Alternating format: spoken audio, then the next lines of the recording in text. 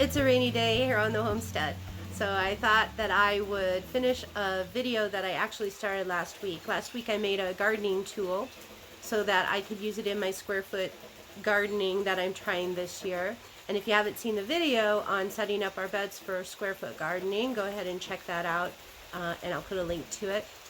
If you like these videos, obviously it would be nice if you would consider subscribing to our channel and follow our journey into building our homestead.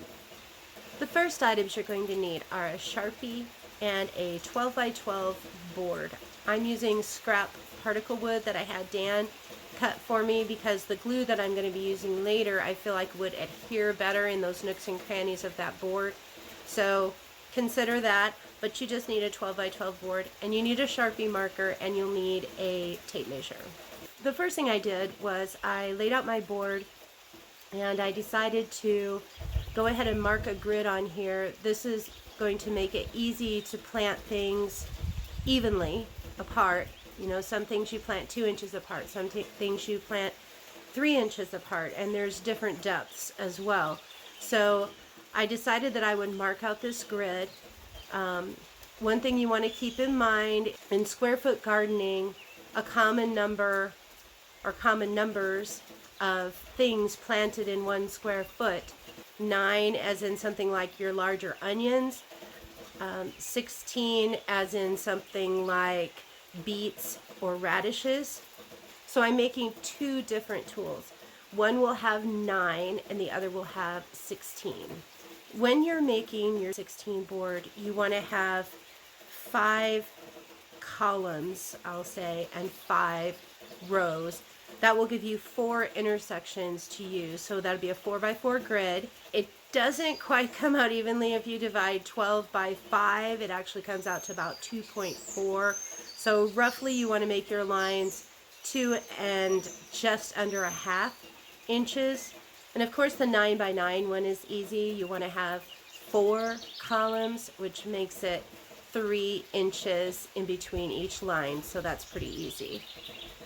Once you get your lines marked, now it's time to do the handle. Supplies you'll need for the next part are your boards.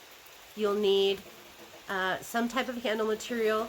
I'm using an old leather belt that Dan gave me, but you could use a suitcase handle. You could use a D type ring covered handle. You could use an old purse strap that you've cut.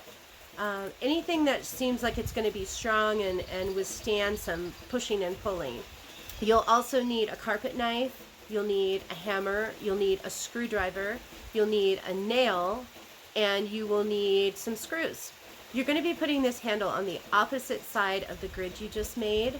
I'm using a carpet knife to cut the belt, and you want to make sure that it is going to fit your hand.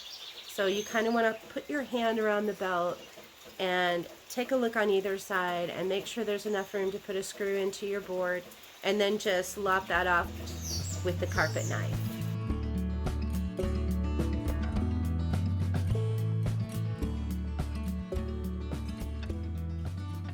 Once you've got your 2 pieces of belt, or however many you're making, you want to go ahead and pound the hammer into the belt to make a hole for the screw.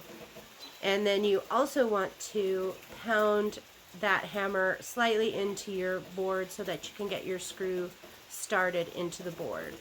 The other side, you want to make sure you put your hand on that belt and kind of eyeball to where you want that hole to be for your screw.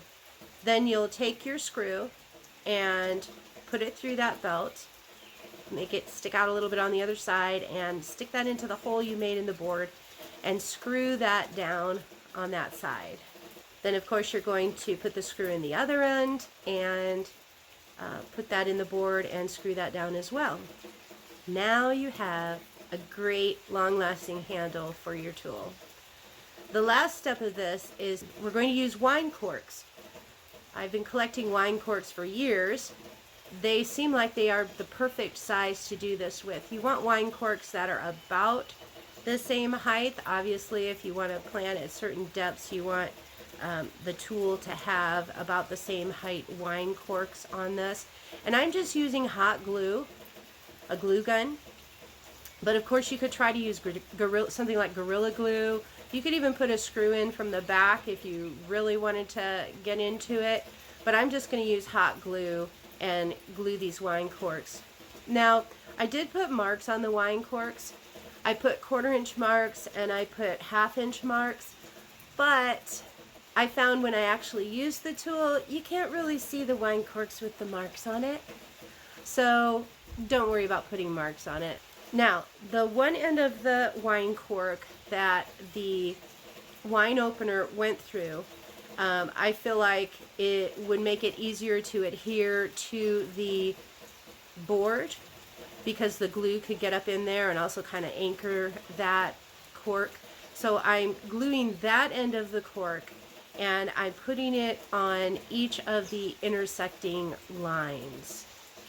You'll want to use plenty of glue just to make sure that everything stays put when you're using it. When you're done gluing your wine corks, you want to let it set for quite some time. However, whatever kind of glue you're using, let it set whatever it recommends. Hot glue usually is faster, but I just did it one day. I let it set overnight and I used it the next day. So here you can see me actually using it in the garden. I'm making holes for onion starts, and you can see that if you press down, your soil should be just slightly damp so that the hole can hold its shape and the dirt doesn't fall back in, just like any time you're making a hole to plant something in. But you want to just press it down, wiggle it a little bit, and lift it up, and you've got some perfect holes. Obviously, I'm making deeper holes here because I'm planting onion starts, but you could also just press down slightly to make 1/4 inch deep holes or 1/2 inch deep holes according to whatever it is that you're planting. Now, my squares on my garden aren't exactly 12 by 12 because I've converted some already existing raised garden beds into my square foot gardening beds. So my gardening beds are 3.5 feet wide by 10 feet long. So my squares are actually just a little bit more lengthwise on each square than 12 inches. So I'm going to go ahead and plant a few extra just to utilize that space in each one of my squares. Now, if I were planting in a regular type garden situation where I'm not planting in a 12 by 12 square, all you need to do is line up the edge of the board with the last set of holes that you pushed in. And then you can just keep going however long you need to in order to get as many plants as you can in your row or in the space that you have. That's it. I hope you enjoyed watching how I made my makeshift tool for my gardening this year, and it has come in quite handy. As always, if you're enjoying our videos and you want to follow our journey in building our homestead, please go ahead and consider hitting that subscribe button and the bell icon to get notified when we upload a new video. See you next time.